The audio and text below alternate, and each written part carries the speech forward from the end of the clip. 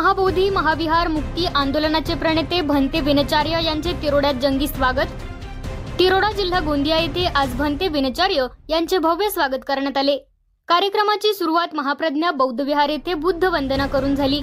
त्यानंतर काढलेल्या रॅलीचा समारोप शहीद मिश्रा विद्यालयाच्या मैदानात झाला। हजारो बौद्ध अनुयायांच्या उपस्थितीत भंते विनचार्य यांनी आपल्या भाषणात सांगितले की महाबोधी महाविहार 135 वर्षांपासून मनुवाद्यांच्या ताब्यात आहे।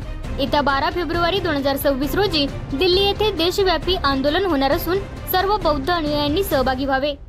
भंते विनचार्य यांनी आरोप केला की महाबोधी विहाराला विदेशातून मिळणारे दान मनुवादी हडप करत आहेत। आंदोलन दाबण्यासाठी त्यांच्यावर खोटे गुन्हे दाखल करण्यात आले असल्याचेही त्यांनी सांगितले। या कार्यक्रमासाठी महाबोधी महाविहार मुक्त समिती, महाप्रज्ञा बौद्ध विहार समिती, समता सैनिक दल यांनी परिश्रम घेतले। कार्यक्रमाला कोणतेही गालबोट लागू नये म्हणून पोलीस निरीक्षक अमित वानखेडे यांच्या मार्गदर्शनाखाली पोलीस बंदोबस्त ठेवण्यात आला होता।